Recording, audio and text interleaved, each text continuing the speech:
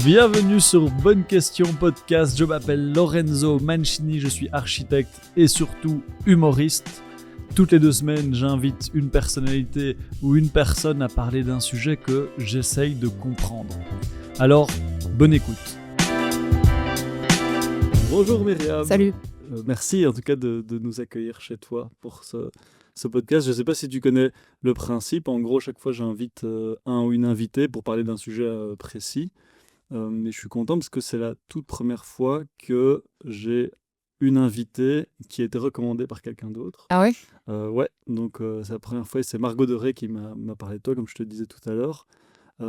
Et donc avec toi, j'avais envie de parler d'écriture et de manière plus précise d'écriture du réel. C'est moi qui t'ai soumis le sujet en même temps. Exactement. Mais non, mais en fait, c'est ce qu'elle m'avait dit. J'ai re-regardé le podcast et elle m'a dit, vraiment, elle m'a dit, ce qui est intéressant, c'est la manière dont tu arrives à amener des trucs très concrets de la vie concrète des gens dans de la fiction. Mhm. Et donc, effectivement, c'est ce que tu m'avais Oui, suggéré en plus quand tu m'as après. proposé ce podcast, c'est ce dont j'avais envie de parler à ce moment-là. Trop bien. Bah, c'était il y a quelques mois, donc Oui, est-ce que ça a tu as peut-être encore envie changé. Non, parce que il y a quelques mois, j'en avais marre, on peut toujours intervenir sur le harcèlement. Je sais pas, Non. j'ai fait autre chose de ma vie M- qu'être harcelée quand même. Mais surtout, je pense que c'est ce que j'aime bien dans le podcast, c'est qu'on parle souvent de sujets décalés par rapport aux gens. Là, avant-hier, on a fait Guillaume et on a parlé d'entrepreneuriat. Je sais pas si Ah tu vois ouais. Guillaume Oui, tout à Dutan, fait, bien sûr. parce qu'il fait 1 million de trucs. Ah oui, il cartonne. Et donc, bon, après, l'écriture du réel, ça reste ton, ton, Mon ton passe. métier. J'allais dire Oui. passe-temps, mais c'est plus un passe-temps, Ouais, c'est devenu un métier. c'est ton métier principal. Alors, c'est intéressant aussi parce que tu as écrit dans plein de trucs différents.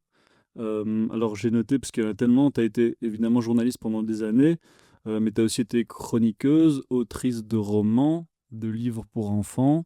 Tu as aussi fait. Alors, les livres pour enfants, j'aimerais bien, mais C'est il en y a cours, non? y a personne qui en veut. Ah, ok. Voilà. Mais Si jamais des éditeurs nous regardent. C'est vrai, c'est à ce point compliqué Non, je crois que c'est pas si compliqué, mais c'est le sujet sur lequel j'écris, dont les éditeurs veulent pas trop parce qu'ils disent il y a pas de marché pour ça. C'est le sujet de ADN, C'est ça, c'est tu sur vois, je me suis bien renseigné. c'est sur les enfants de la Ça fait PMA qui sont Ok. pourtant très nombreux, mais apparemment. Mais donc, tu as aussi fait des documentaires et j'ai cru comprendre que tu as fait aussi de la série, c'est possible? Ou un petit épisode d'un truc dans une série? Ouais, alors j'ai écrit un petit épisode d'un truc dans une série, en effet. Et puis j'ai essayé d'écrire une série tout court, mais je pense que là, c'est en train de mourir de sa belle mort, C'est ce vrai? projet. Ouais.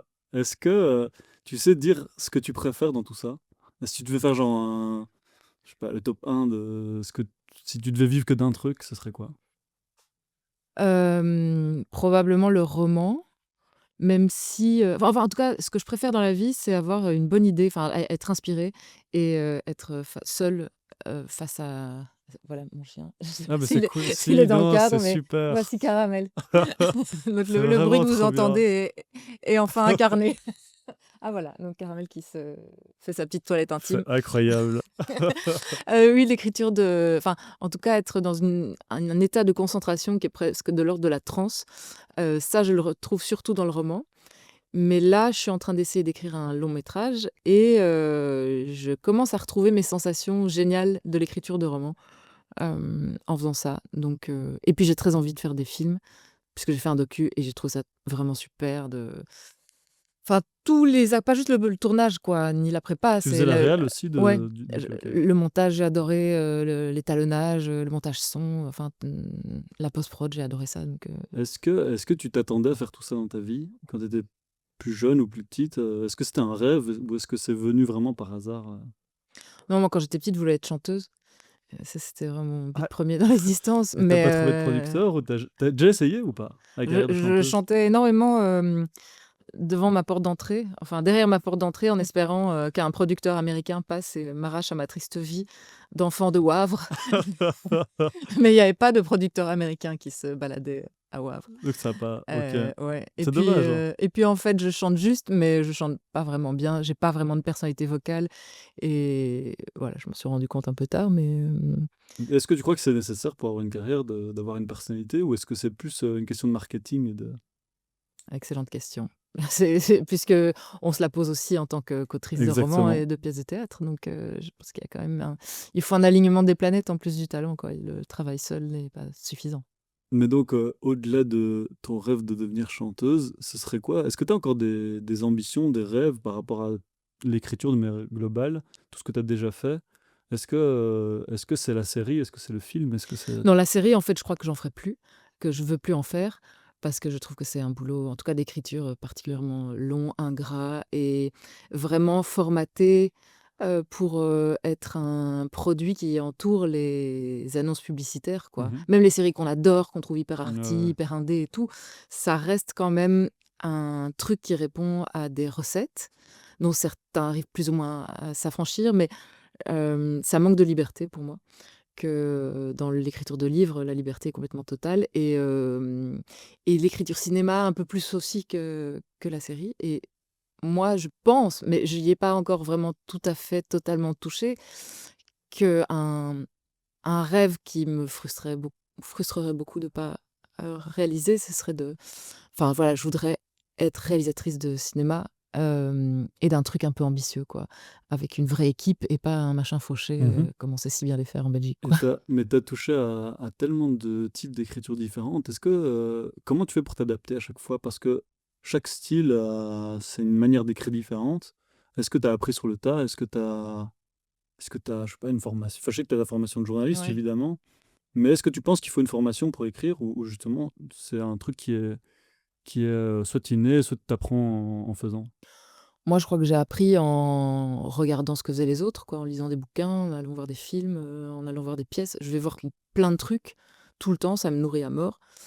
Et ça m'inspire beaucoup, en fait. Je vais pas juste, au théâtre hyper souvent pour, par goût de voir des corps en mouvement sur une scène, mais un peu pour voir comment ils ont fabriqué le truc, quoi. Donc, je vais un peu espionner. C'est de l'espionnage industriel, en gros. C'est de l'esprit d'analyse de tout ce que tu vois, de ce Ouais, que tu c'est ça. emmagasines. Donc ouais, j'ai appris sur le tas, ouais. C'est quoi pour toi le moteur de tout ça? Est-ce que c'est l'argent? Est-ce que c'est la gloire, la reconnaissance? Évidemment, quand je pose la question, je pense pas que c'est ça, mais est-ce qu'il y a, est-ce que tu penses qu'il y a un truc derrière de passer des messages, de besoin viscéral de raconter des histoires? Mais ça rejoint un peu ta question précédente à laquelle j'ai finalement pas répondu, mais chaque, sujet appelle son médium pour moi et il y a des trucs que je ne vois devenir que des pièces de théâtre ou que des romans, parce que ça me semble être via ce canal-là que c'est le mieux raconté et alors là, en répondant à la précédente, j'ai oublié la suivante. Mais justement, c'est quoi le moteur pour toi? Est-ce que c'est, bon, je suppose que c'est pas l'argent parce que c'est des métiers un peu compliqués, mais est-ce que c'est le besoin de raconter des histoires? Est-ce qu'il y a un truc au fond de toi qui fait que tu écris? Est-ce que tu sais c'est quoi? Bah, ou je pense que c'est la colère quand même. La colère, la frustration, le besoin d'être entendu et peut-être aussi, alors je pense quand j'étais gamine, j'avais très envie d'être célèbre. J'avais très envie de la gloire, les paillettes, Los Angeles Wavre. et voilà. De Wavre à Los Ouais. Angeles. Alors je sais pas si j'ai revu mes ambitions à la baisse parce que finalement je ne suis passée que de Wavre à Bruxelles. Hem, mais en tout cas, je remarque que c'est vraiment pas ça qui m'intéresse le plus, c'est vraiment le processus. J'ai quand même pu me rendre compte finalement que l'après donc c'est chouette quand des gens, lisent ce que tu fais, viennent voir ce que tu as écrit et tout et c'est souvent très positif, bon, il y a parfois du négatif aussi, mais c'est souvent très super enfin, quand tu écris aussi à un moment donné pour quelqu'un, quoi. Enfin, Mmh. même si cette personne est imaginaire, et donc voir cette personne s'incarner tout à coup Quand tu dans dis un tu public, c'est vraiment super, mais c'est vraiment moi, c'est vraiment l'écriture, c'est le petit travail de fourmi qui m'intéresse le plus. En roman, ce que j'adore, c'est pas le gros œuvre, c'est la fin, c'est quand tu déplaces les virgules, pour mon documentaire, ce que j'ai adoré, c'était le montage son, enfin voilà, des petits trucs complètement minutieux, et comment tu sais que c'est terminé? Parce que c'est très compliqué, je trouve justement ouais. de terminer une œuvre. Est-ce qu'il y a un est-ce que c'est, juste la deadline qui fait que tu arrêtes ou est-ce qu'il y a un moment où tu sais que ça se termine?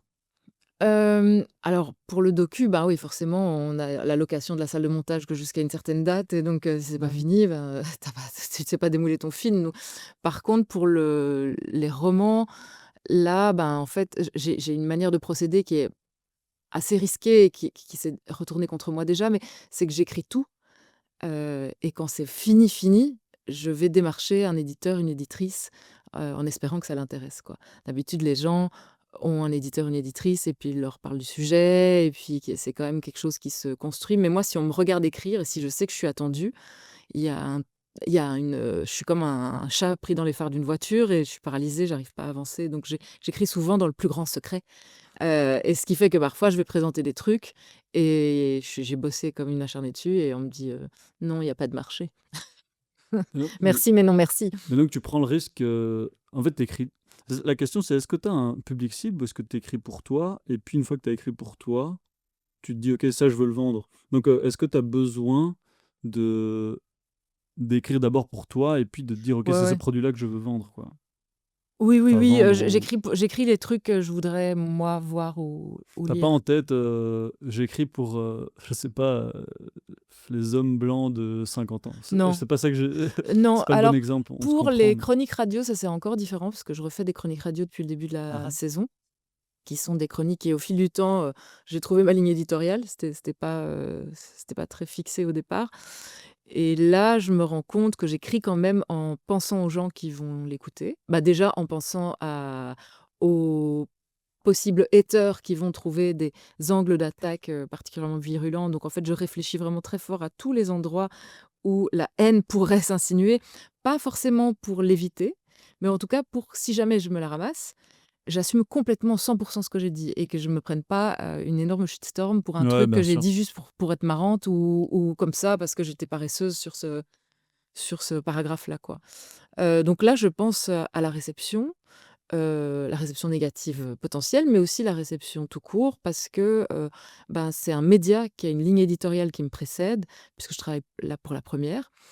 C'est des gens d'un certain âge, c'est des gens qui sont peut-être prêts à entendre certains trucs et qui seraient complètement réfractaires à d'autres. Donc j'y vais quand même, avec une certaine tempérance et une certaine prudence, ce que je fais pas du tout, dans mes romans, par exemple, où là, je m'autorise Mhm. vraiment une liberté totale. Mais la grande différence aussi, c'est que, en gros, en radio, tu es aussi imposé à un public, Ouais, alors qu'au roman, si on veut pas lire, c'est ça. on lit pas, quoi. Ouais. Donc, effectivement, ok.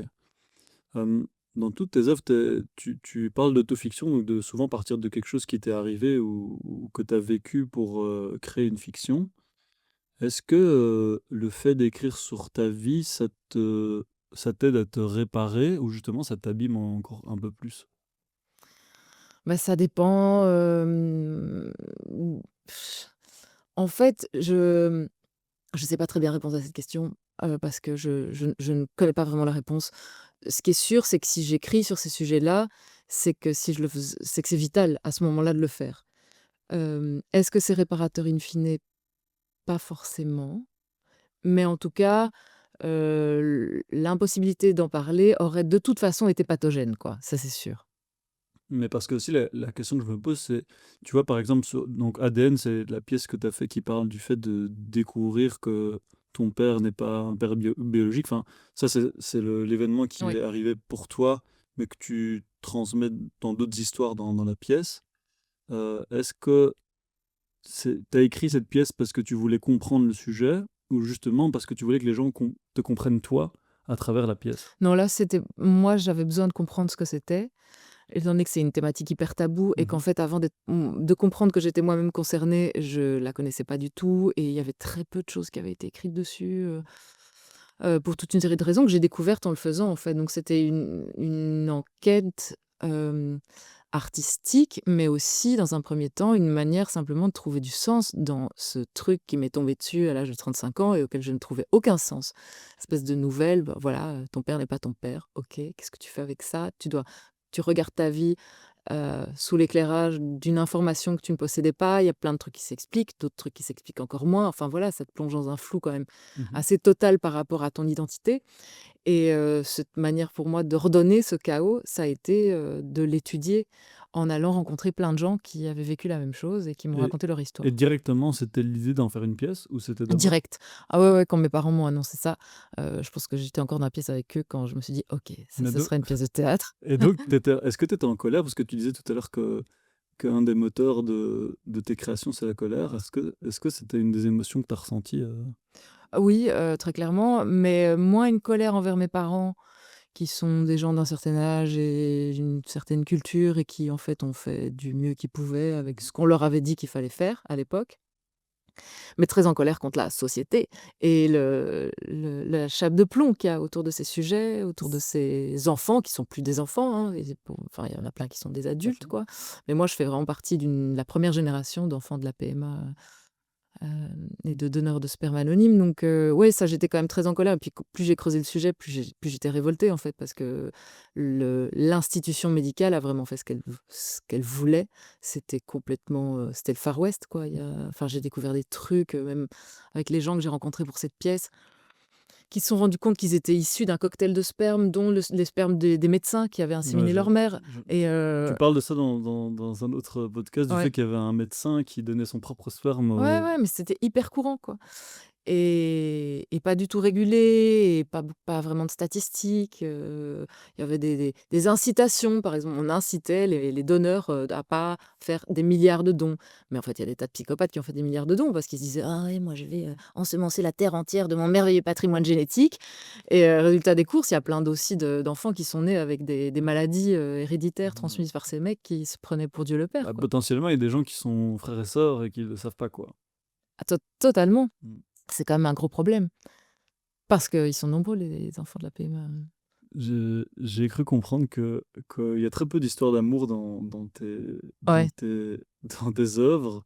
Est-ce que c'est parce que tu as jamais été en colère, à cause de l'amour? Ou est-ce que c'est parce que c'est une émotion que tu as du mal à décrire? C'est ce que j'aime pas. Non, c'est vrai, en fait, j'ai des histoires d'amour, sans histoire, parce elles ont toutes été belles et respectueuses et bien sûr travaillées toutes par le patriarcat. Donc, ça, c'est peut-être un angle, qu'un jour qui me révoltera suffisamment un jour pour me Mmh. lancer dans ce genre de sujet. Mais, en tout cas, j'ai pas l'impression d'avoir un discours particulièrement intéressant sur l'amour, même si mon éditrice voudrait que je lui ponde un roman d'amour. Ouais, Hem, mais mais est-ce que c'est pas justement intéressant d'un jour de mettre en valeur les histoires d'amour qui sont saines? Parce que j'ai l'impression que, tu vois, Ça t'intéresse toi, les moi, histoires ouais. d'a ouais? Moi, je trouve ça tellement triste, chaque fois que je regarde une histoire d'amour, à la télé, c'est toujours un truc super, avec plein de rebondissements, alors que moi, j'aime bien ce qui est calme et plat, quoi. Ah ouais? Ouais, moi, j'adore, Ah non, moi j'aime bien quand on crève. c'est vrai? Ouais, Ah, moi, pas du tout. Ah, c'est ouais. marrant ça. Moi j'adore, Mais dans la vraie vie ou tu veux dire Madame, en non, non, non, dans la vraie vie, j'aime moins, mais Madame Bovary, je trouve ça magnifique. Alors tout le monde se fout de la gueule de cette pauvre Emma Bovary, parce qu'elle rêve en fait au grand amour et qu'elle se fait complètement, violenter de toutes parts, par les mecs et par la société. Mais je trouve le personnage vraiment magnifique, quoi. C'est vraiment une héroïne romantique qui me parle vachement. Mais, là, le film que j'essaye d'écrire, s'il y a des producteurs qui nous regardent, tu hem, feras la liste à la fin. oui, de tous les projets qui ont besoin d'éditeurs, de producteurs. Il y a une dimension de comédie romantique dedans. C'est une comédie politique, mais, il y a un amour, beau et un peu impossible quand même, sinon ça m'intéresserait moins, Mais tu vois, mais ça, par exemple, est-ce qu'on n'a pas besoin de modèles d'histoires d'amour qui sont, normales? Ah oui, bah, c'est clair que notre imaginaire amoureux, il est Mais complètement été niqué par Mais j'ai tout ce qu'on l'impression a que c'est vu. nul quand enfin, quand il se passe rien, tu vois? Quand ton Ouais. histoire d'amour, elle est plate, bah, tu te dis: «Bon, beh, c'est nul», alors que c'est trop bien. Ouais, c'est vrai et puis, les gens qui, comme moi, ne se nourrissent pratiquement que de fiction, tout est ordonné autour du conflit. Après, c'est dans tous les sujets, hein, Ouais, mais effectivement. du conflit, du drame, et donc c'est vrai que j'ai parfois tendance à croire que la vie doit être comme Mmh. ça. Mais, ouais, non, non, tu raison, est-ce qu'il y a des mais j'ai pas d'exemples là qui me viennent, peut-être Normal People de Sally Rooney qui est un super roman, ouais. Ah, Alexis Ou a l'air de connaître.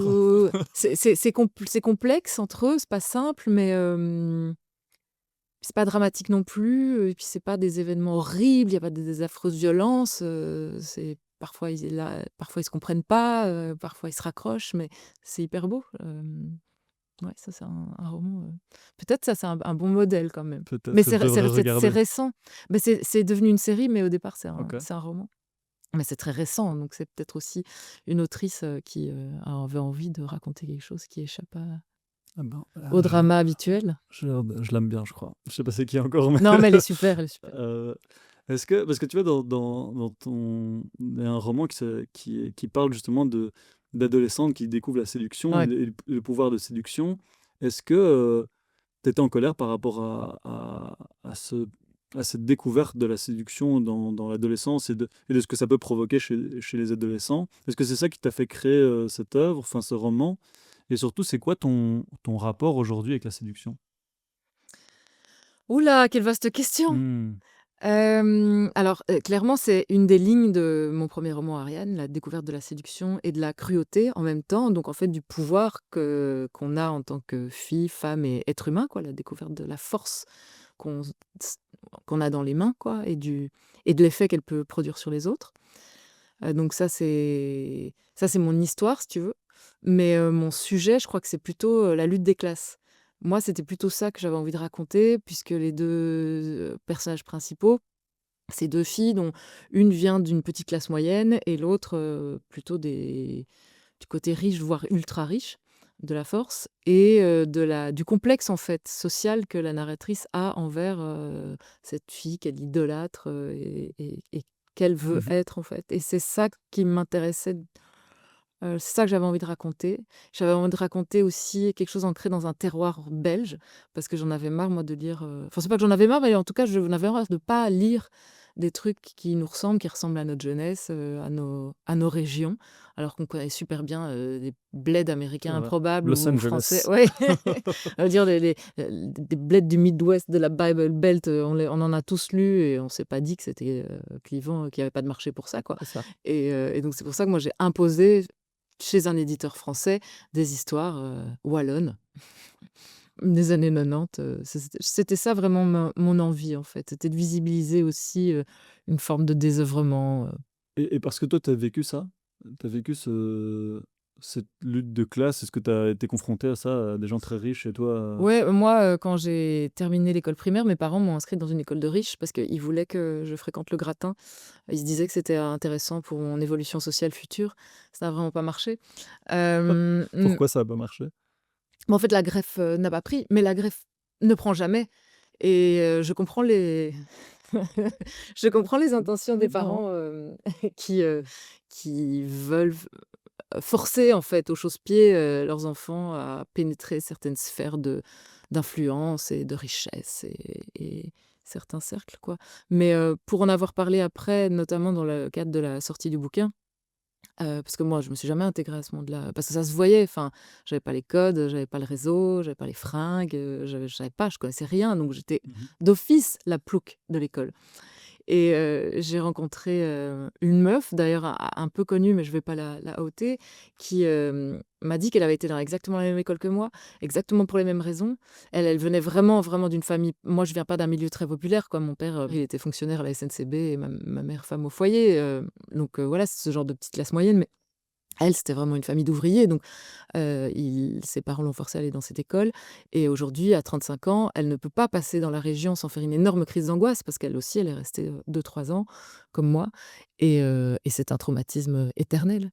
Mais est-ce que tu crois que ça te permet aujourd'hui, si tu croises, des personnes de ce rang, on va dire, de pouvoir dialoguer avec eux Pas du ou tout. toujours pas? Pas du tout parce qu'en plus, j'ai développé vraiment une haine de la Ah ouais. bourgeoisie, ce qui est assez paradoxal puisque en fait, j'avance dans la vie, plus je commence quand même à la fréquenter, à me retrouver dans les mêmes restos, parfois dans les mêmes soirées, c'est pas quotidien du tout, mais c'est sûr que, aussi accéder, enfin à gagner sa vie, accéder à une aisance financière, ça tu montes en fait en gamme dans les endroits que tu fréquentes, mais j'ai vraiment une haine profonde, tellurique qui me dévore en fait pour la bourgeoisie.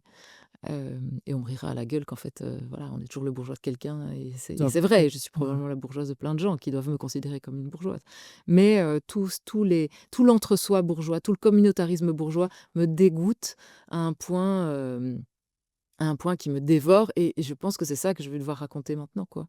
Et j'ai beaucoup, dans le cadre de la sortie, surtout du dernier bouquin, été reprojetée, en fait, dans des cercles bourgeois qui faisaient des petits salons ou des événements autour de mon bouquin. Donc en fait, c'est très sympa, mais ça me je suis mais dans un état de malaise total, Et comment tu gères ça? Le fait qu'en même temps, tu as envie de vendre ton bouquin et en même temps, tu as pas envie de côtoyer mais ce je monde? gère très mal parce qu'alors je parle pas bien et je suis encore comme un chat pris dans les phares d'une voiture et je joue un rôle social qui est quand même pas très bien exécuté, donc ça se voit que je suis pas bien. Et donc, je suis pas très convaincante, quoi. Et au terme de ces rencontres et présentations, ça se bouscule pas pour m'acheter mes bouquins. Je veux dire, les gens se sentent haïs.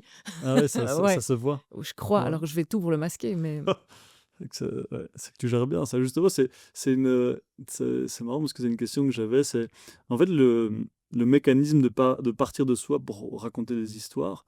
C'est vraiment le mécanisme du stand-up de base. ouais. Est-ce que ça t'est déjà venu à l'idée, alors peut-être pas dans stand-up, mais de monter sur scène ou d'être devant la caméra et pas de derrière? Bah, assez récemment, oui, parce que je suis, déjà, j'ai pas mal de potes qui font de l'humour et je vois le kiff qu'ils se prennent, tous les soirs et parfois les énormes bides et les horreurs, enfin voilà, je vois bien par quoi ils passent. Je vois aussi l'intérêt financier, en fait, de faire du stand-up ou du spectacle. Enfin, tu ton truc une fois et après, ben, tu montes sur scène et à chaque Bah, fois, tu as surtout des que tu droits un public, d'auteur. tu aurais un public qui viendrait te voir. Oh, Donc, je sais pas, ouais, peut-être. bah, Mais tu as des droits d'auteur qui tombent, tu peux faire des salles, ça peut être vraiment intéressant financièrement. Ils vivent bien, moi, mes potes pour qui le stand-up marche, bien très sûr, bien correctement. sûr. Donc Bon, il faut que ça marche, hein, mais... ouais, enfin, tu vois un Alex Vizorek, il a tourné 10 ans avec le même Oui, oui, bah spectacle ça, bien sûr. et s'il s'est rajouté d'autres boulots, c'était Mais on en discutera après, mais ça vient toujours à la même chose, c'est que ça part de la notoriété. C'est-à-dire que si tu es assez connu, tu peux presque faire n'importe quoi et tu vas en vivre, quoi. Si demain tu es très ouais. très connu, tu peux sortir un album. Oui, c'est vrai et en même temps, tu es aussi complètement attendu au tournant, Oui, bien sûr, après, plus oui, que bah, si oui. tu sortais de nulle part. Ce que je veux dire, c'est Et puis, que... il y a un potentiel de déception. Moi, je faisais, des petites blagues à la radio, tout à fait inoffensives et puis mon premier roman est sorti, qui est quand même un truc très dark et très violent et en fait, il y a toute une partie du public qui, de confiance, avait acheté le bouquin, l'a lu et a été dégoûté, quoi. Chaque fois que je faisais une rencontre publique, Ah, il y avait toujours parce qu'il y a quelqu'un des qui se attentes. levait pour dire qu'il était Ouais. hyper fâché, que c'était hyper vulgaire, hyper violent, hyper trivial ce que j'avais écrit et qui me reprochait mon bouquin. Je me suis fait reprocher mon bouquin par, mon public de la radio, quoi. Mais ça, c'est un truc. Est-ce que c'est pas un truc très belge ou européen de ne pas accepter que les artistes puissent faire plein de trucs différents? Ah, beh, je crois que oui, très On te clairement et catalogue très vite, quoi. moi je sais pas si c'est très belge ou très européen, mais en tout cas, c'est vraiment, vraiment profondément le cas. Je j'ai encore lu, enfin moi, par exemple, on adore me présenter, comme chroniqueuse. C'est tout le temps, c'est: «Alors Mireille Leroy, vous êtes chroniqueuse?» Bon alors cette année, je veux bien, prendre la dénomination puisque en fait, je me suis remise à faire une chronique par semaine, dans une émission d'après-midi à la radio. Je trouve ça bon, OK, bon, je peux comprendre. Mais pendant 10 ans, j'ai plus fait de chronique et la chroniqueuse, je sais pas, ouais, enfin, je sais pas, c'est comme si ça coûtait aux gens de dire, je sais pas, réalisatrice ou autrice ou je sais pas, Surtout que c'est tout à coup trop chroniqueuse. prestigieux, tu vois? Donc on aime bien, tu vois, maintenir quand même mais les femmes, hein, essentiellement, ont des petits métiers ou des petites appellations de parce que la chronique, en fait, c'est vraiment dur, quoi. Oui, mais ça veut rien pour moi, chroniqueur, ça veut rien dire. C'est-à-dire Mais que non, mais bien tu viens sûr, de tu fais une plein d'autres... chronique, Oui, quoi, voilà, c'est voilà. ça. Mais tu viens d'un autre monde. Il y Ouais. a pas de métier de chroniqueur, Non, quoi. non, non, Enfin, il y en a qui le mais font, mais... quand j'ai voulu avoir une bourse pour écrire mon deuxième bouquin et la commission des lettres qui a examiné ma demande, en fait, m'a dit, «Ouais, ça ressemble trop à une chronique, en tant que chroniqueuse, vous devriez ceci, cela et le jury s'interroge à l'unanimité sur l'intérêt littéraire d'un tel sujet» et en fait, c'était mon Ouais. deuxième bouquin qui s'appelle Les yeux rouges sur le harcèlement, qui est pas du tout un bouquin de chronique ou quoi que ce soit, c'est juste une descente aux enfers de A à Z et hem et en fait, je suis très heureuse, j'aime beaucoup raconter cette histoire, d'à quel point il m'avait envoyé une lettre de refus complètement humiliante en appuyant bien l'unanimité Attends, du refus du c'était jury. qui qui t'avait... C'était la commission des lettres, OK, c'est quoi? C'est en une... fait la fédération Wallonie-Bruxelles, OK, d'accord. un jury de messieurs qui disent: Ça mérite d'être soutenu, ça passe, ça Mmh. pas» et en fait, Les yeux rouges, c'est mon best-seller et puis aussi c'est un long time seller, ce qui est assez, rare dans le milieu de l'édition, c'est que le livre continue à se vendre, normalement la durée de vie enfin non, c'est pas la durée de vie, mais le succès d'un livre se mesure aux 6 premières semaines de sa sortie.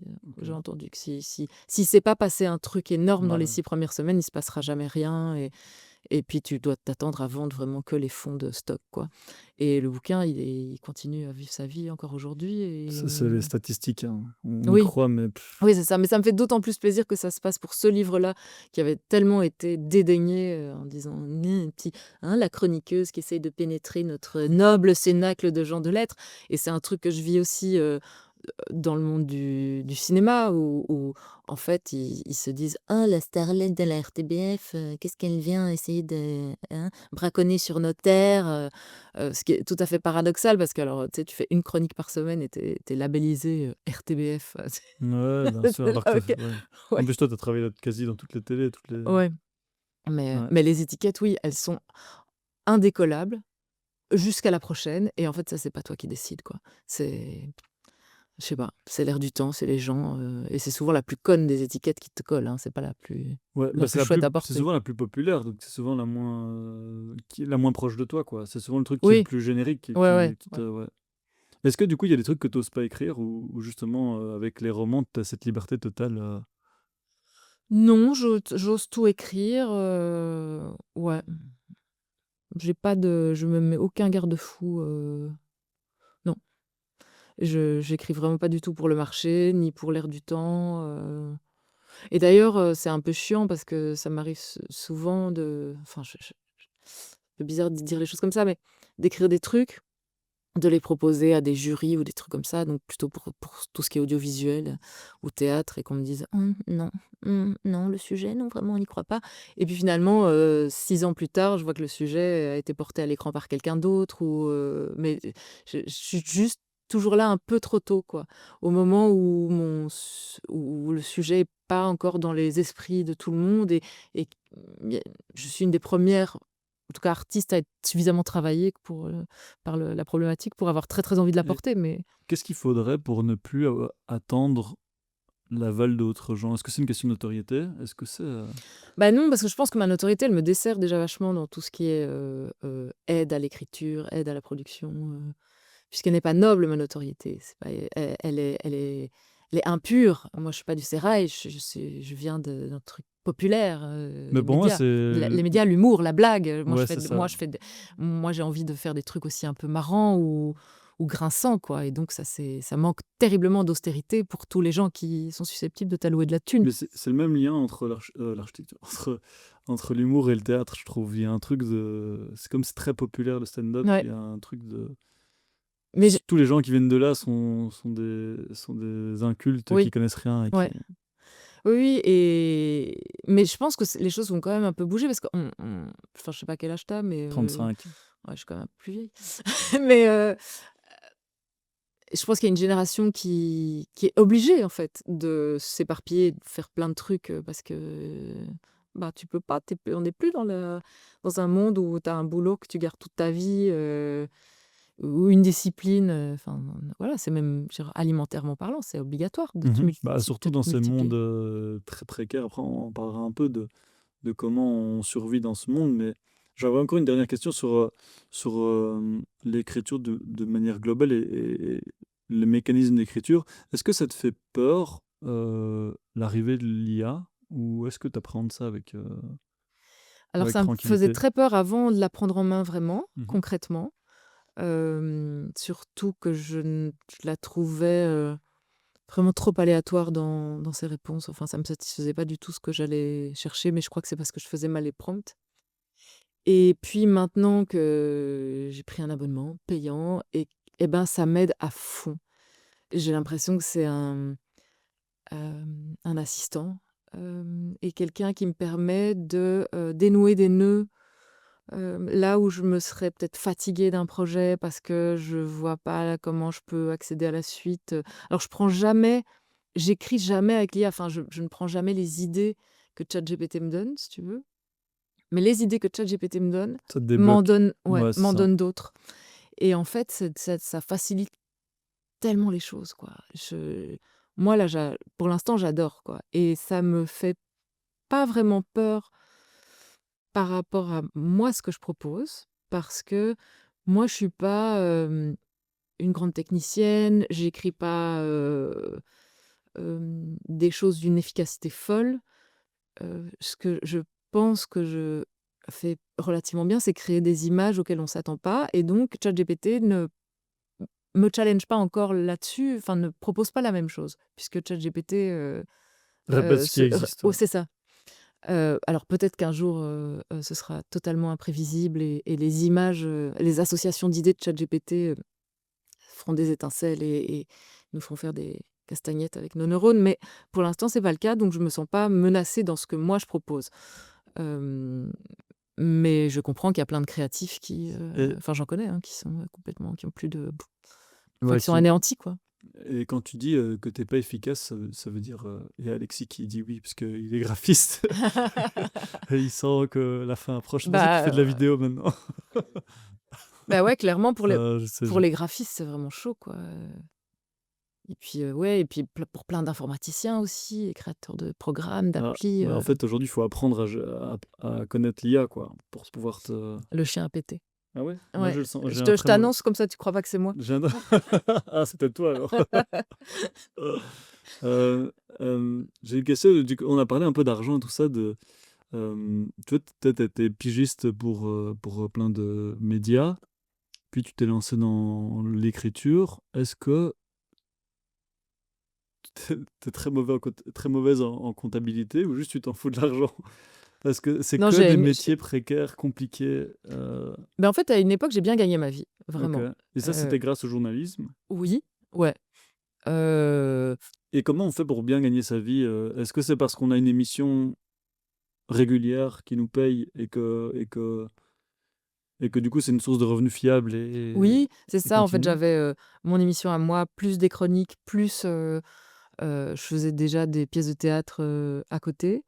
Et ouais, tout ça s'additionnait et donc j'ai gagné ma vie sans trop me soucier. Enfin, l'argent a été un gros problème au tout début de ma carrière parce que j'étais vraiment pigiste pour 3 francs 6 sous la ligne et même si je multipliais, j'avais un boulot de jour, un boulot de nuit, même si j'additionnais tout, j'étais encore sous le seuil de précarité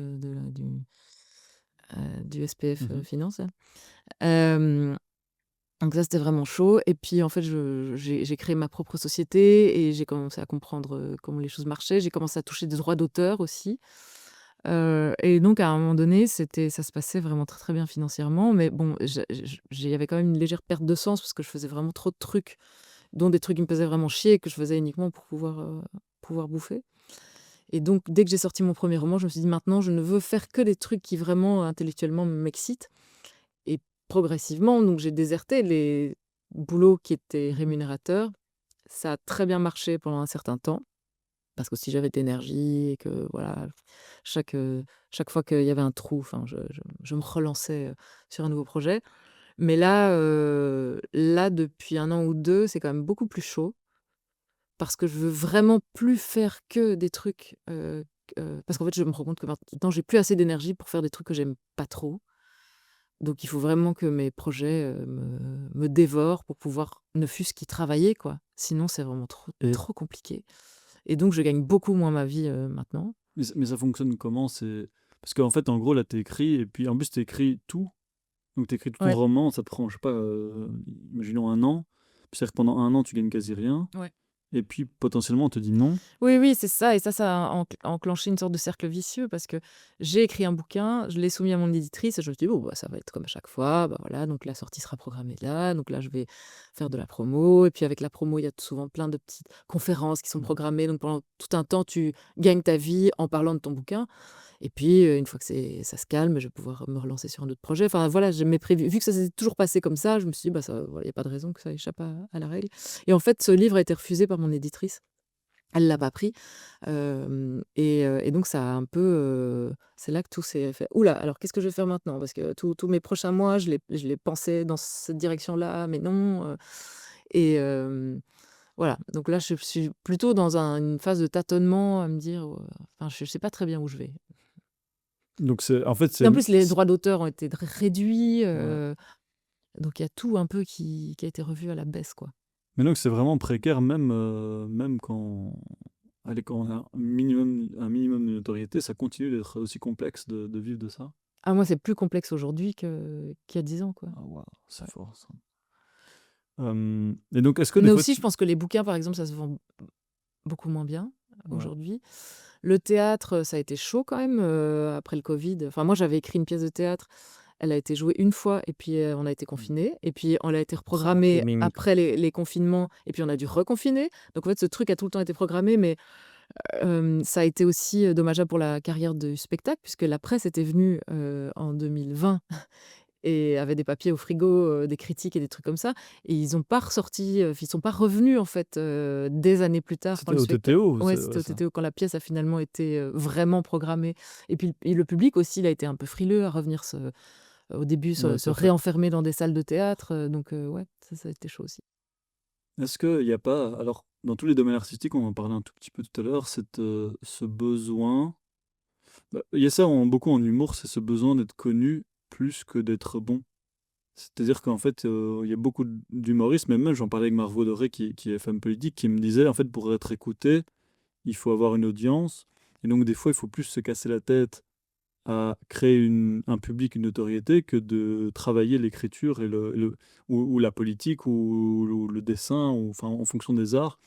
Est-ce que toi qui as vécu, qui as vécu l'autre côté des médias, est-ce que les journalistes, déjà, ont le temps de mettre en valeur des personnes pas connues? Est-ce qu'ils ont... Non. Et surtout, est-ce que toi, tu joues ce jeu des réseaux sociaux pour essayer du coup, de survivre de ton art, entre guillemets? Beh, c'est une question qui se pose seulement maintenant pour moi parce que,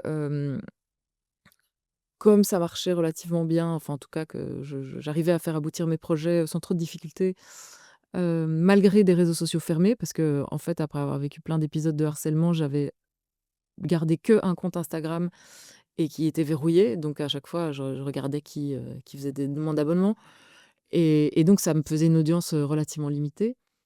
Et là, je me suis dit: De toute façon, les harceleurs, ils sont quand même là sous de fausses identités», puisqu'en fait, je vois mes Euh, stories épinglées sur Twitter, par des oui, oui, comptes c'est que incontrôlable. ouais. Ouais. Et je me dis: «Bah, tant qu'à avoir les épines, autant avoir aussi les roses». Donc j'ai ouvert mon compte Instagram, mais il y a, je sais pas, 4-5 mois, même pas. Ah ouais, c'est super récent. Ouais. Ah, Et là, tout à coup, j'ai vu un afflux massif d'abonnés, enfin massif à mon échelle, hein, c'est pas non plus, ouais, ouais. hein, influenceur, cette size, mais quand même quoi, il y a eu plusieurs milliers d'abonnés très, très vite qui se sont appliqués.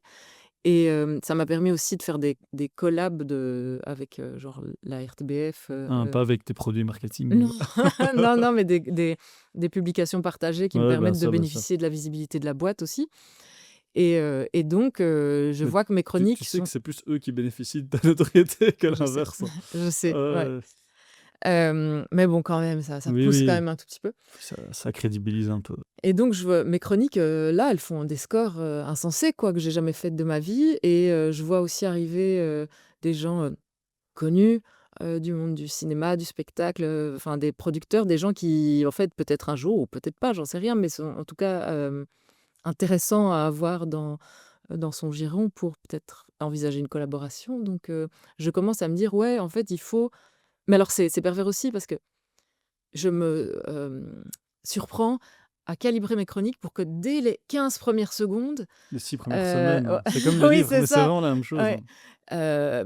parce que vu que ça va être partagé en story, pour qu'il y ait un truc intéressant dès les 15 premières secondes. Alors qu'avant, j'avais jamais écrit en fonction des réseaux sociaux puisque, moi, c'était que de la radio et je me permettais aussi des chroniques qui pouvaient être longtemps, on se demande où je vais, on se demande quel est mon sujet et puis à la fin seulement, Ouais, tout à je fait. moissonne le truc, il y a un payoff, mais qui nécessite d'être attentif quand même longtemps avant.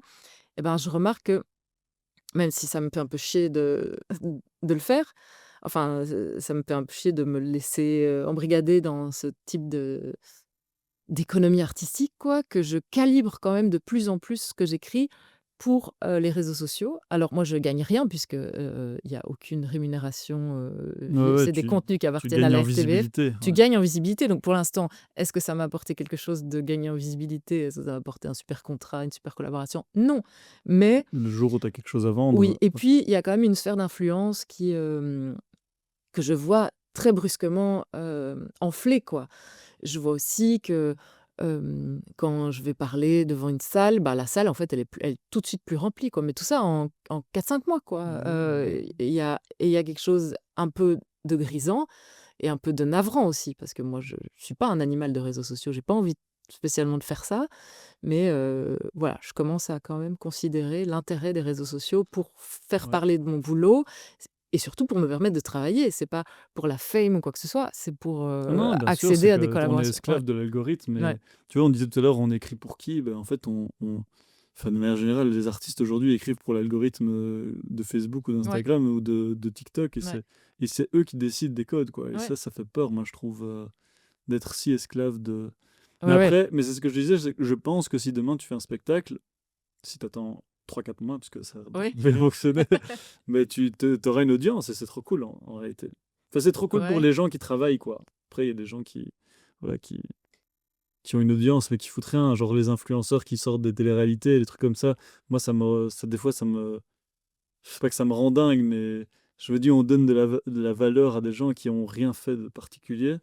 Et donc, c'est là où est le Oui, côté oui. positif, c'est que de ta maison, de chez toi, tu peux te faire connaître, t'as pas besoin des médias, tout ça. Le côté négatif, c'est que du coup, on valorise des fois des gens enfin, Ouais, ouais. qui, selon moi, selon mes codes, n'ont Oui, aucun oui. intérêt, quoi. Mais aussi, oui, mais alors des gens aussi qui n'ont pas accès au cercle de pouvoir et d'influence, qui peuvent y accéder grâce aux réseaux sociaux. Tu peux pénétrer le marché français aussi. Enfin, moi, Ouais, je remarque aussi que mes chroniques, j'essaye de les écrire maintenant de plus en plus t'as enlevé en pensant. Nivelles et Wavre de. Ouais, genre, quoi. Alors que c'était vraiment mon but de visibiliser nos terroirs et nos territoires. Maintenant, ouais, je me dis, est-ce que ça risque de toucher un public français aussi Ouais, ouais, bien Et sûr, parfois, je m'en fous. Parfois, je trouve que j'ai envie d'écrire un truc sur une réalité qui ne concerne pas les Français. mais c'est Mais la tellement. question commence à se poser, quoi. Bah, c'est logique parce que tu veux en vivre Ouais. et qu'effectivement ça fait partie du métier. Je crois que ça fait vraiment partie du métier complètement aujourd'hui. Donc, Ouais. c'est une question plus philosophique. Tu fais quand même beaucoup de métiers qui sont solitaires. Est-ce que tu es solitaire de base? Est-ce que c'est un truc avec lequel la solitude, c'est quelque chose avec lequel tu es à l'aise? Ou est-ce que c'est une conséquence du métier que tu aimes bien? Non, non, je suis solitaire de base et je suis vraiment beaucoup plus heureuse depuis que je dois plus me rendre dans un bureau même si, le travail d'équipe me plaît, notamment, quand j'ai fait mon docu avec Florence Hénault. J'ai adoré travailler avec d'autres gens, mais aussi parce que j'adorais, être confrontée à des gens qui étaient obsessionnellement dirigés dans le même but que moi. Ça, je trouvais ça vraiment super, quoi. Donc j'ai hâte de revivre des expériences d'équipe, mais écrire seule dans mon lit, puisque c'est là que j'écris la plupart du temps, je n'envisage la vie que comme ça, quoi. Et je suis complètement solitaire et je dois faire une sieste dès que j'ai. Tu fais des siestes? Ah, voilà. Enfin, j'en faisais, là maintenant je dors très très mal, donc Ça- j'arrive même plus à en faire. Mais en tout cas, je dois m'isoler dès que j'ai une conversation de plus de une minute. Je dis ça parce que moi, je fais que des siestes tous les jours, donc j'adore les gens qui font des siestes. Mais alors, j'ai trouvé une alternative à la sieste pour reposer mon cerveau après des interactions sociales. Heu, avec des gens extravertis, par exemple, parce que moi, je suis quand même très introvertie, donc ça me coûte. C'est que je fais du crochet, tu vois, du Oui, je tricot vois à une très main, bien. là et donc je fais des trucs, c'est tout le temps la même chose. Tu fais des mailles, tu comptes, tu fais Et des tu mailles fais et quoi, en des fait écharpes et des trucs oui, j'ai comme ça? des écharpes par milliards, hein. Je pourrais, ouvrir C'est un ça que tu magasin dois d'écharpes, faire. je sais pas. Ah bah, voilà, tu vois, là, je suis encore en train de faire, Voilà, c'est bien. ça sera peut-être un pull un jour, mais ça me détend, c'est presque du yoga mental, et donc ça peut faire l'effet d'une Bon, sieste. voilà, pour les gens, c'est un petit conseil. Ouais. Mais pourquoi? Parce que les gens te pressent? Quand les gens parlent trop ou il y a trop de gens autour de toi? Bah, parce que oui, enfin, je sais pas, mon cerveau a beaucoup d'antennes et ne sait pas vraiment toujours mettre sur pause celles qui ne sont pas utiles au moment du jeu social ou de la confrontation avec le monde extérieur et donc oui, c'est un peu très rapidement overwhelmed, quoi, donc c'est pas tellement que les gens sont des Ah cons ou non, que non, leur du tout, du conversation tout. me fait C'est une chier, question c'est une question de de cerveau et beaucoup de. ouais, Ouais, c'est ça, beaucoup d'infos à processer et j'ai un cerveau qui surchauffe, rapidement. c'est vrai. T'avais fait des chroniques qui s'appelaient J'aime pas, c'est ça? Où Ouais, tu parlais de sujets où spécialement. C'est pas que t'aimais pas spécialement, mais juste c'était le principe de. Je t'ai préparé un jeu qui s'appelle J'aime, et du coup, je vais te donner 5 personnes ou choses dans le monde, et tu vas devoir me dire pourquoi tu les aimes. Alors, j'ai choisi évidemment des trucs que de base je crois que t'aimes pas, ouais mais ou et je que vais devoir ouais, mentir. Ouh non, là! ou essayer de trouver un truc positif au truc D'accord, d'accord, d'accord. négatif. Donc j'ai commencé par un truc très simple, c'est le BOE, parce que tu en parles beaucoup et que c'est dont tu viens. Ouais. Est-ce que tu peux nous dire un truc Ce que j'aime positif? dans le Ouais. béoué,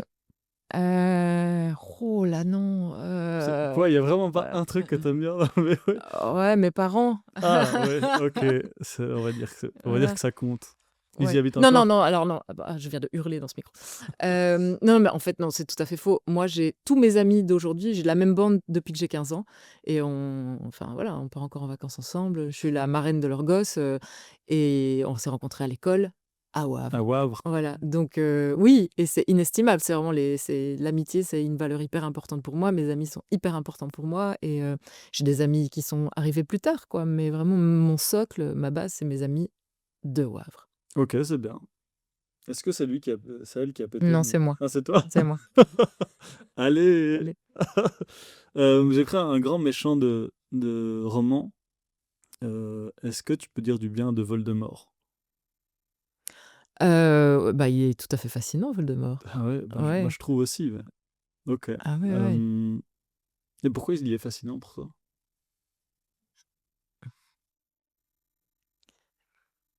Parce que c'est le mal absolu, vénéneux, dark et donc lesté d'une très lourde charge dramatique comme ça. Tu envie de t'y coller un peu. Ah, c'est ça, ouais, mais des fois, j'ai envie de le prendre, de faire comme ça, tu vois? Et dire: «Viens ici, dans la réunion». Je sais pas pourquoi, moi, il me fascine de ce point de vue-là, j'ai envie de lui parler une fois, tu vois, dans la vraie vie.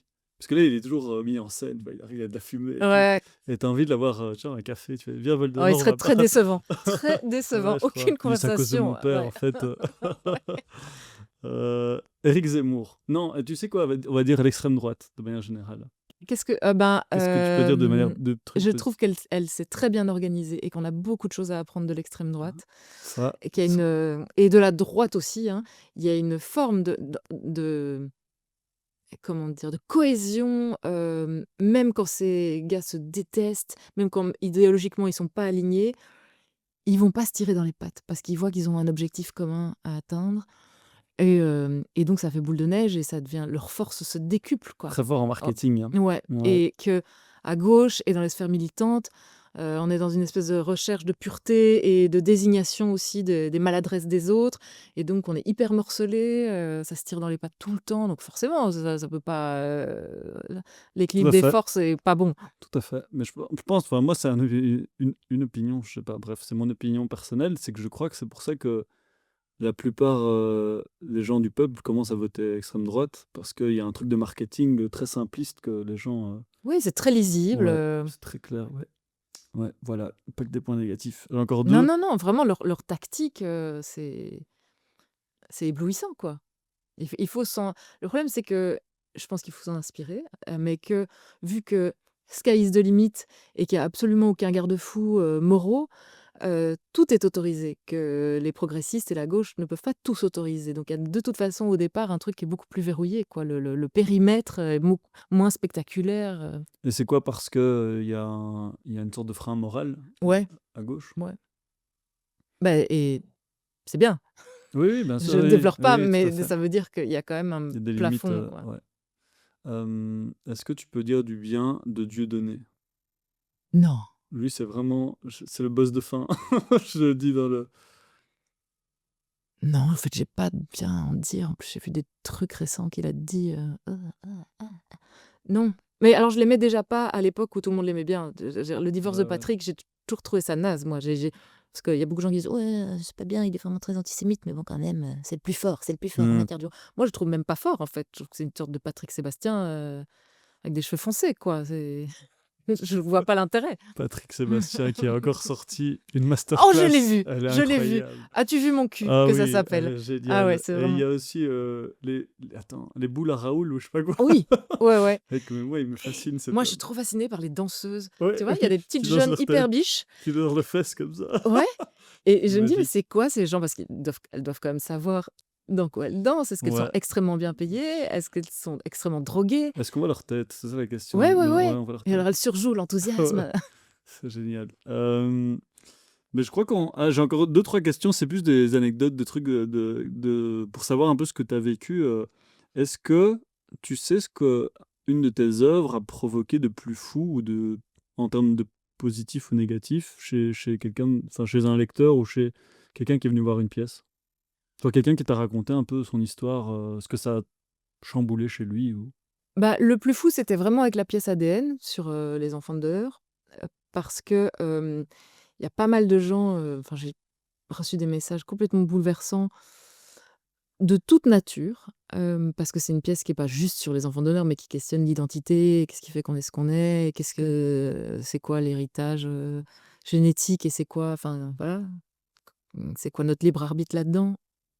Donc il y avait des gens très émus par ça, mais aussi plein de gens qui ça a fait se poser des questions sur leurs origines et qui ont posé des questions à leurs parents et qui ont découvert, en fait, qu'ils étaient aussi enfants de donneur, hem, Et ça, c'est positif, tu ou crois? qui eh ben, en fait, oui.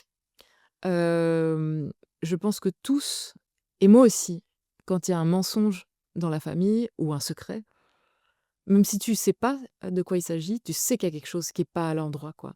Ah, c'est marrant ça. Et l'apprendre, c'est enfin pouvoir, comprendre plein de trucs et il y a plein de gens qui mais vraiment beaucoup, hein, Et tu dois revoir toute ta vie sous un autre angle.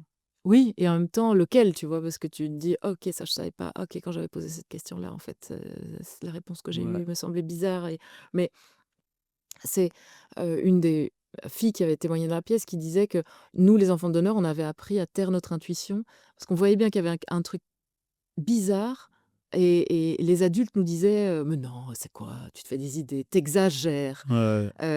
ou on t'a menti ou ne crois pas tout ce qu'on te dit» et là, tout à coup, tu te rends compte que ton intuition était la bonne, que s'il y avait un grésillement, en fait, c'est qu'il y avait un truc dans la matrice qui était pas Ah, juste, quoi et donc je crois que ouais, les gens qui se posaient déjà des questions et que le visionnement de la pièce, a fait vraiment se lancer, c'est des gens qui étaient déjà en train de se dire: «Il y a un truc qui va pas, il y a un truc qui est pas juste dans ma vie», et qui ont accédé alors à la vérité qui est évidemment hyper bouleversante et très parfois difficile à encaisser, mais je crois que moi je trouve que c'est toujours mieux de connaître la vérité, et quoi. tu as un exemple de quelqu'un ou quelque chose, qui est arrivé? Qui est arrivé? Mais tu vois, parce que je disais, c'est quoi le truc le plus fou qui t'est c'est quoi? C'est que des gens, en gros, Ont questionné ont leurs propres questionné, ouais, parents. ça, ils se sont rendus compte que ouais, c'est Ouais. ça. Hem, une dernière question, est-ce que tu c'est une question très, Ou alors aussi ce qui est très beau, parce que pardon je te non, non, coupe, mais t'inquiète, t'inquiète. c'est que moi j'ai écrit la pièce depuis le point de vue des enfants de donneurs qui sont parfois un peu révoltés, de la manière dont ça leur a été caché ou de la manière dont ça s'est fait ou qui sont juste tristes en fait de pas avoir accès à leurs origines. Donc j'avais pas envie et en même temps je me disais: «Bah, si c'est ça que ça doit faire, bah, ça tant pis», que les parents, qui sont enfin, en tout cas les porteurs d'un projet parental de PMA et qui ont des enfants avec des dons de sperme anonyme ou de gamètes, se sentent mis en accusation, quoi Mmh. et trouvent ça dur à encaisser parce que c'est souvent des gens aussi qui ont des parcours de grande souffrance, pas toujours, mais parfois et ils m'ont tous dit, en tout cas, ceux qui sont venus m'en parler, qu'en fait, ça les avait complètement décomplexés et qu'ils trouvaient qu'ils avaient enfin maintenant une belle histoire à raconter à leurs enfants et qu'ils se sentaient d'autant plus à l'aise de leur parler ouvertement de leurs origines, enfin, c'était pas du tout ils se sont pas du tout sentis attaqués par la démarche, quoi. Donc Trop bien. moi, ça m'a beaucoup émue. Bah, c'est cool parce que tu te sens utile aussi par rapport Ouais, à ton ouais. art et tout, c'est trop bien. Hem, une question, un peu, qui n'a aucun sens, mais est-ce que si tu pouvais, enlever un mot de la littérature française, ce serait quoi? Littérature. De la de Le mot l littérature, c'est vrai? ouais. Pourquoi? Parce qu'il est, je trouve, Ah, c'est toujours marrant. utilisé pour exclure, ce qui ne Non, relèverait c'est pas elle du est champ de la littérature. «Ah, elle est entrée en littérature, elle n'est pas dans la littérature», ce n'est pas de la littérature et en fait, personne ne sait ce que ça veut dire littérature finalement, c'est vrai et je trouve que c'est un mot, qui est très beau, hein, mais il est tellement et chic. utilisé avec, pédanterie, dans le but de désigner ce qui n'en est pas, que pour moi, il peut sauter. Magnifique. La dernière question que je pose toujours à tous les invités, est-ce que, donc dans l'idée du podcast, c'est-à-dire un invité, un sujet, est-ce que tu as une idée de qui je pourrais inviter et pour parler de quel sujet? Et tu vas l'inviter vraiment ou bien? Ouais, ouais, mais regarde, tu es là, hein. Oui, c'est vrai. Bah, moi, j'ai ma copine, Véronique Cronenbrook, que j'ai rencontrée à OK. 15 ans à l'école, qui a créé une ONG qui s'appelle WAPA.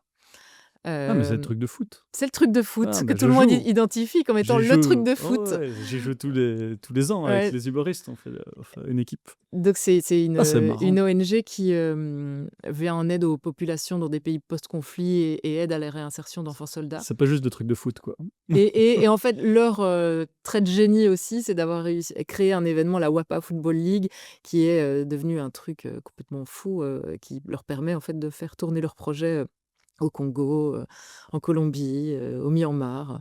Et elle a fait ça toute seule, enfin avec sa pote Solveig, mais c'est vraiment parti de rien, juste de leur euh, révolte par rapport à ce qui se passe dans le monde. Et c'est une réussite à tout point de vue. Et, mais c'est très dur, je crois, de faire tourner une ONG comme ça dans une période où le gouvernement veut couper les robinets partout et où les gens n'ont plus de sous Mhm. pour ce genre de truc. Donc voilà, je trouve qu'il faudrait visibiliser Eh leur ben, travail. avec grand plaisir, il faudrait que tu me donnes son Ouais. contact, mais on fera ça. Voilà, est-ce que tu as des trucs à promouvoir pour l'instant, de pièces de théâtre, romans, livres pour enfants? Est-ce que tu cherches des producteurs sur certains projets? Euh, alors au mois d'octobre, j'aurai une pièce au TTO qui s'appelle Cellule de crise et donc il faut venir la voir, il faut remplir la salle et elle sera très bien. Et ça parle de quoi? On peut savoir ou c'est Euh, secret encore? non, non, c'est un huis clos dans un cabinet de ministre et le ministre s'apprête à être cancel mais il ne sait pas pourquoi. Et donc Ah, mais c'est là qu'il y a une histoire d'amour dont Pas tu du parlais. Ah tout. non, Ah, non, non, pas c'est pas du le tout. truc politique dont tu Non, parlais non. tout à l'heure, non, ok, ok. Et donc ça, ce sera joué en octobre-novembre au TTO. Et d'ici là, moi, j'écris, donc j'ai pas de sortie immédiate. Mais les Mais réseaux sociaux, pour grandir ta ouais, notoriété c'est fulgurante. ça. Donc si vous êtes un éditeur à grand tirage très bien diffusé et que vous avez envie de diffuser un livre sur les enfants de donneurs anonymes, des enfants de la PMA, enfin, en tout cas sur toutes ces nouvelles manières de faire famille, et que vous vous dites pas, merde, il n'y a pas de marché, eh bien, j'ai un livre tout prêt dans mes cartons qui Franchement, vous attend. tu vends ça tellement bien. C'est super. Ben voilà, merci beaucoup en tout cas. Mais merci. Ah oui, la question d'Alexis. C'est ça. On s'est dit qu'on devait faire ça, c'est incroyable. Juste, tu parlais, enfin, dans ton spectacle ADN, tu parles d'identité et tu as plusieurs casquettes dans ta vie. Et souvent, on se définit beaucoup par le travail, je trouve. Même quand on dit la question, tu fais quoi dans la vie, c'est avec le travail. Toi, comment tu gères tes multiples identités? C'est quoi ta vision par rapport à ça? Est-ce que tu te définis beaucoup par le travail ou est-ce que toi, tu te définis autrement? Enfin, comment tu navigues par tout ça? Un jour, en interview, il y a une journaliste qui m'a demandé qu'est-ce qu'il y aurait d'écrit sur ma tombe, à mon avis. C'est un peu glauque comme question. Et je m'étais dit, je crois que la seule chose qu'on pourra écrire à ce stade-ci, c'est elle a beaucoup travaillé. C'est même pas elle a bien travaillé, c'est elle a beaucoup travaillé. Et ça m'a foutu une dep totale. Mais en effet, je me définis principalement par mon travail. Ouais, je fais pratiquement que ça. Moi, j'ai même aucun loisir gratuit. Mes loisirs, c'est d'aller voir des Le films qui crochet? me nourrissent. Ça, c'est ouais, est-ce que c'est un C'est pas un loisir ou loisir. Ah, une tactique de survie?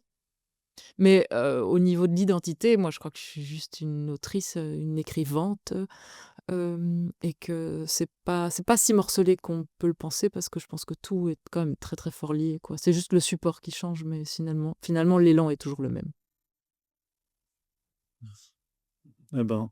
Et donc, on se définit par son travail. Ouais, Et toi, t'es quoi, toi? Mais je me pose la question, moi je me définis beaucoup par le travail, un peu comme toi, Myriam.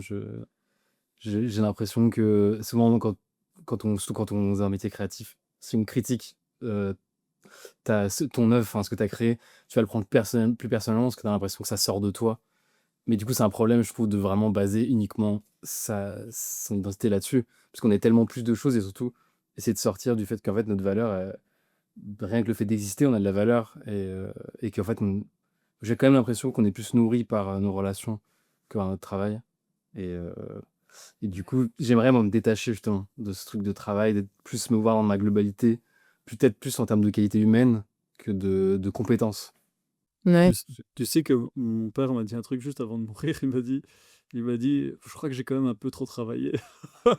Ouais, Et ben je sais. ça t'a fait l'effet d'un Non, wake-up call, vite, des loisirs. pas du tout, hein, parce que je travaille Ouais. beaucoup, beaucoup comme lui. Euh, mais après, il a fait des choix En fait, il disait ça plutôt par rapport à sa famille, c'est-à-dire qu'il a raté des moments un Ouais. peu. Parce qu'en gros, il avait vraiment un resto où il travaillait 7 jours sur 7, quoi. Il était tout le Ah ouais, temps. ouais. Et moi, c'est un truc que je fais, mais depuis très longtemps, parce que j'ai conscientisé le fait qu'il bossait beaucoup trop. Et du coup, mes rendez-vous familiaux avec mes amis, tout, je les rate jamais. Donc il y a quand même un truc d'équilibre, même si je travaille beaucoup, que j'essaye d'avoir. Mais je pense qu'effectivement, après, c'est parce qu'on nous apprend à nous définir à travers le travail, même depuis tout Oui, petit. Quand puisque t'es c'est petit, on censé demande être une valeur. tes parents, ils font quoi? On dit, enfin, Oui. tu vois, on dit pas ils sont qui, on dit ils font quoi. Donc, C'est complètement fucked up quand même qu'on te dise que le travail est une valeur. C'est un moyen, mais une valeur. En même temps, bon, les boulots créatifs, c'est un peu autre chose, parce que c'est aussi ce qui ouais, nous meut profondément, tout à quoi. fait. Je me plains pas trop parce qu'on fait que des trucs cool, plus Ouais, ou moins. ouais, plus ou Plus de moins. points. Plus que moi. Après, il y a le côté pas cool, mais.